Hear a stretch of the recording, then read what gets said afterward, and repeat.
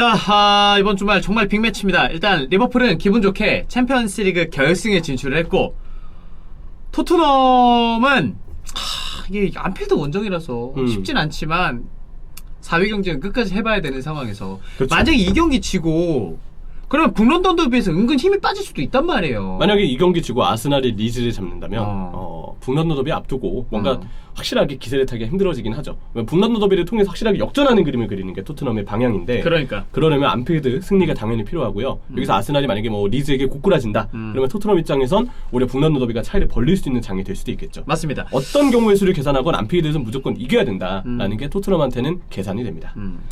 자, 일단은 토트넘이 리버풀전 최근에 승리가 거의 없어요. 무려 9경기 무승.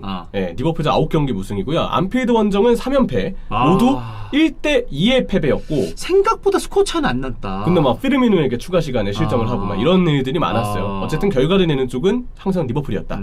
토트넘이 안필드에서 못 이긴 지가 11경기째인데 2011년 5월이 마지막입니다. 와, 11년 됐고, 제가 2011년이 저한테 되게 뜻깊은 해거든요. 이때가 제가 학생회장하고 막 이랬어가지고 되게 재밌게 살았을 때. 1-1 김수빈. 야, 그때 이후면 너무 오래됐다.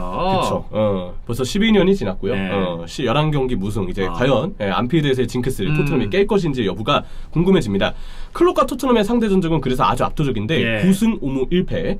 이때 손흥민 선수가 웸블리에서 로브렌 헤더 처리 못한 거, 뒤로 이렇게 넘어간 거, 손흥민이 그거 침투해가지고 골 넣은 거 있잖아요. 그때가 맞아요. 토트넘이 클롭에게 유일하게 이겼던 그때 1718이었어요. 맞아요. 네. 그랬었고, 콘테와 리버풀의 전적은 의외가 아니죠. 꽤 좋습니다. 1승 3무 1패. 근데 4경기 무패예요. 이게 콘테가 첼시 지휘를 하고 첫 번째 맞대결이 스탠포드 브리지에서 열렸는데 조던 앤더슨의 스탠포드 브리지에서 이렇게 원더골 감아서 때린 게 이렇게 쭉 포물선을 그리면서 골대 상단으로 간 거, 거기서 리버풀이 이긴 거 이후로 리버풀이 콘테 만날 때마다 4경기째 못 이기고 있습니다. 사실 아까 안필드에서 토트넘은 승리를 하는 경우의 수까지 좀 생각을 해야 된다고 생각을 얘기했지만, 현실적으로 저는 무승부가 진짜 목표라고 생각을 하거든요. 사실 필요하죠.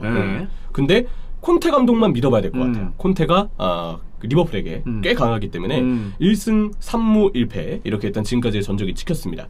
지난번 맞대결은 코로나 여파로 리버풀 중원이 박살이 났어요. 그래서 밀너, 모튼, 케이타. 그렇죠. 그리고 또 코로나 여파로 반다이크까지 결장을 하면서 수비와 미드필더 쪽에 아무래도 큰 공백이 좀 생기고 말았는데, 그 과정에서 토트넘의 5-3-2 형태의 수비, 그리고 5-3-2 형태이기 때문에 공격을 나갈 때 손흥민과 케인이 투톱으로 올라가 있습니다. 손캐를 활용한 역습에 리버풀이 지난번 원정 경기에는 매우 고전을 했었죠. 맞아요. 그래서 이 에메르송 로얄, 세세뇽, 윙크스, 그 당시 토트넘 소속이었던 델레알리까지 의외로 리버풀전에는 좀 괜찮은 모습을 보여줬고요.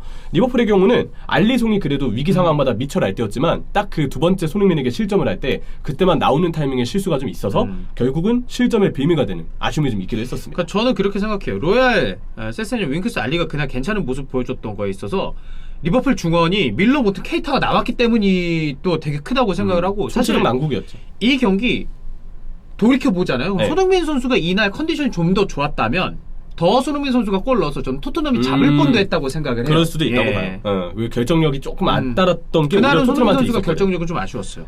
그리고 로버슨의 퇴장까지 이러한 과정을 거쳐서 2대2 무승부가 나왔는데요.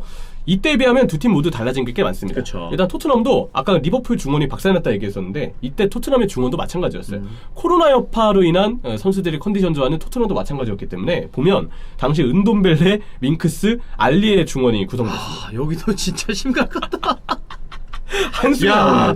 누가 수비해주고 누가 움직여주냐 이렇게 나오면 진짜 근데 이 중원을 가지고 비겼었고 모두 이제 개편이 됐어요. 맞아요. 아마 호이베르와 벤탄쿠르의 조합으로 이번엔 중원이 나올 것 같고, 또 콜루셉스키라는 선수가 겨울 이적 시장을 통해서 임대가 됐기 때문에 콜루셉스키의 존재로 인해서 이번 경기는 투톱이 아닌 쓰리톱으로 토트넘은 전술을 좀 바꿔서 나올 가능성이 매우 크다고 봐야죠.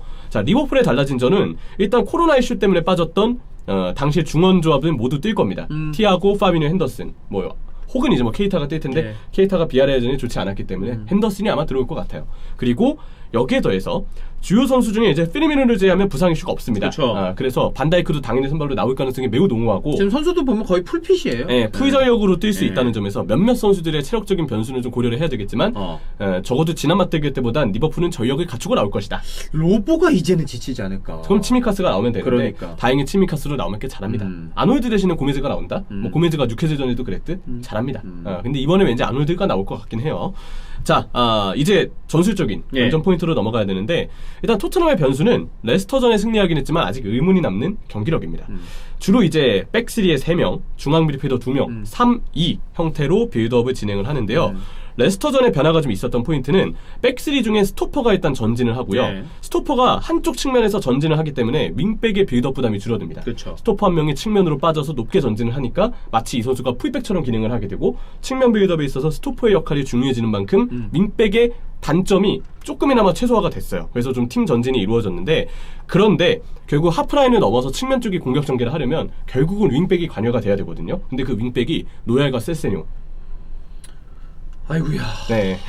그러니까 진짜 전혀 기대가 안 됩니다. 그러니까 이 두 분. 한계가 있어요. 결국. 측면 연계시의 윙백이 볼에 대한 간수나 연계에 있어서 계속 실수를 범하기 때문에 뭐 빌드업 상황에서 스토퍼를 활용해서 자기 진영에서 하프라인까지 볼을 끌고 가는 건 토트넘이 됐지만 결국 하프라인 이상 지점에서 측면에서 연계를 해야 될 때 거기서 윙백의 미스가 나오면서 볼을 뺏기는 빈도가 토트넘은 꽤 많았습니다. 그래서 이거는 어떤 걸 상징하냐면 여전히 토트넘이 압박을 받았을 때는 빌드업에서 불안점이 나올 수 있다. 스토퍼 한 명 올라가는 걸로 탈압박을 해내기에는 레스터보다 리버풀의 압박이 훨씬 더 체계적이기 때문에 훨씬. 네, 그리고 토트넘의 윙백은 여전히 마이너스를 안기기 때문에 변수가 있다. 압박에 대한 대처 능력에 변수가 있다고 봐야 되고요. 자, 두 번째는 레스터전에 그래서 팀 전진을 도왔던 건 토트넘의 물 흐르듯이 이어진 빌드업보다는 주로 상대에 대한 강한 압박, 높은 위치에서의 볼 탈취 이후로 이뤄진 역습이었습니다. 손흥민 선수의 첫 번째 골 장면도 예. 로메로 선수가 올라와서 볼을 커트해줬기 두 번. 때문에 그래서 그 지점에서 역습이 행해진 그쵸. 게 토트넘의 골로 이어졌거든요. 그러니까 이거는 역시 이 토트넘은 빌드업보다는 압박 후 역습을 노리는 게 팀 전진을 하는 데 있어서는 조금 더 효과적인 방법이 될 수 있다. 주원형이 어떤 경기였나 기억 안 나는데 토트넘이 어떻게든 이제 빌드업 해가지고 하려고 공격을 했는데 안 됐거든요. 이게 지공에서 사실 기대치가 없잖아요. 사실 최근에 이제 토트넘 공격력 생각하면 네.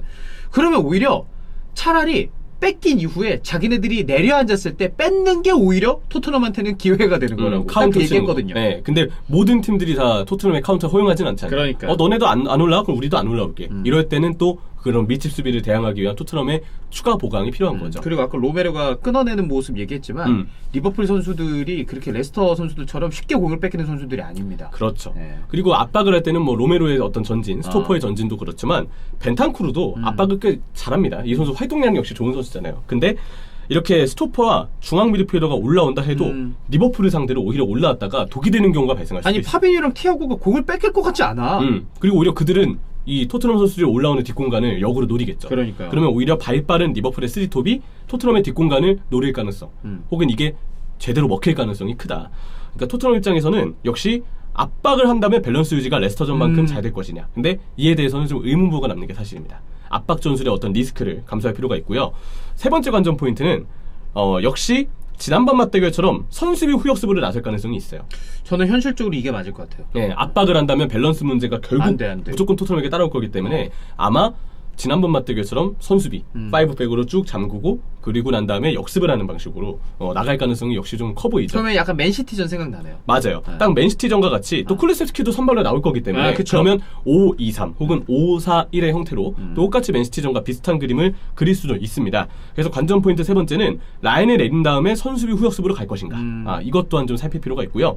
자, 이제 리버풀의 경우는 예. 관전 포인트 첫 번째, 토트넘이 아까 압박에 약할 수 있다고 했잖아요. 강한 압박으로 일단 토트넘을 방해해야 돼요. 이게 일단 첫 번째고, 두 번째 관전 포인트는 예. 아마 토트넘이 5-4-1 형태로 내려설 거기 때문에 그쵸. 리버풀의 경우는 중원 영향력을 바탕으로 공간마다 수적 우위를 점할 수 있어야 됩니다.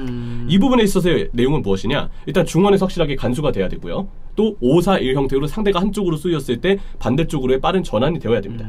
그리고 중앙 미드필더들, 뭐 리버풀의 경우는 토트넘이 압박을 좀 덜한다 생각하면 파비뉴만 센터백 2명과 파비뉴만 후방 빌드업을 하고 티아고랑 핸더슨은 나란히 측면 쪽으로 벌려서 좌우 메짤라와 같은 움직임을 가져갈 수 있거든요. 그리고 후반전 들어서도 막 스코어가 안 난다. 리버풀도 똑같이 토트넘처럼 승점 3점 무조건 따야 되는 경기니까 마팁 계속 전진시키지 않을까요? 그럴 가능성도 있죠. 그래서 중미의 탈압박 그리고 빠른 전환 그리고 중미의 어떤 측면에 가담되는 움직임 이를 통해서 좌우 측면 모두 수적 우위를 점할 수 있어야 리버풀의 경우는 공격을 좀 쉽게 풀 수 있을 거라고 봅니다. 예. 측면 자원들 역시도 좀 분발이 요구되는데 1대1 드리블과 좋은 킥을 바탕으로 토트넘 선수들과의 1대1 상황에서 살아나야 돼요. 본인의 개인 역량을 풀어줘야 된다. 그래서 기대가 되는 선수는 루이스 디아스.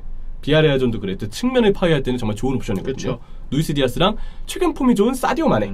이 정도가 역시 리버풀의 경우는 요긴하게 쓰이지 않을까. 그래서 관전 포인트 두 번째는 밀집 수위를 파괴하기 위한 해법을 빨리 찾아야 한다. 이 얘기를 좀 하고 싶습니다. 세 번째는 결국 이제 토트넘에 패했던 맨시티가 시종일관 슈팅을 많이 날렸지만 결국 결정력의 불운함 때문에 그렇죠. 그 경기 패했다고 보거든요. 리버풀은 그러지 말아야 됩니다. 결정력이 필요하다. 관전 포인트 세 번째는 결정력이고 네 번째는 결국 이제 토트넘의 역습이 매우 무섭기 때문에 반다이크가 포함된 후방이 잘 버텨줘야 된다. 네 번째 관전 포인트는 밸런스를 보겠습니다. 자, 다섯 번째 관전 포인트는 결국 이제 이 부분은 리버풀이 신경을 좀 써야 되는데 너무 무리한 일정을 소화하고 있어요. 체력적인 여파가 좀 걱정이 되죠. 그러니까 올 시즌 그래도 다른 시즌에 비해서 이제 장기 부상자가 없는 편이긴 하지만 여전히 스쿼드 뎁스가 여기가 두터운 편이 아닙니다. 근데 맞아요. 그런 상황에서 챔피언스리그 병행했죠. 리그컵 결승까지 갔죠. 챔스 결승까지 갔죠. 지금 리그 막바지죠. 체력적으로 힘들 수밖에 없고 아까 초반에 그러다 보니까 로보 얘기를 한 거잖아요. 네. 치미카스가 이제 복통이라 그래야 되는지 설사 관련해서 이제 이슈가 있으니까 못 맞아요. 나왔고. 그랬던 부분이 포인트가 있는데 라인업을 잘 클럽 감독도 고려를 해야 될 것 같아요. 체력이 떨어지면 압박 강도가 떨어지고요. 그러면 토트넘의 역습을 효과적으로 방어하기 힘들어집니다. 그리고 최근에 전반전 경기력이 그랬던 것처럼 공격을 나갈 때도 어수선하거나 미스가 나올 수도 있어요. 선수단의 체력 저하 이걸 신경 써야 되는 게 리버풀의 관전 포인트 다섯 번째가 되겠죠. 참 뭐 살라와 손흥민 선수 득점포 대결도 있고 그리고 이제 톱으로 나서고 있는 케인이나 뭐 마네가 될 수도 있고 네. 혹은 뭐 조타가 될 수도 있는데 그런 공격진들의 대결 그리고 손케쿨이 과연 마팁 반데이크 최고의 수비수 두 명 아니겠습니까? 이 둘을 뚫을 수 있는지 이런 거 여러 선수별로 관전 포인트들도 있을 것 같아서 이게 재밌을 것 같습니다.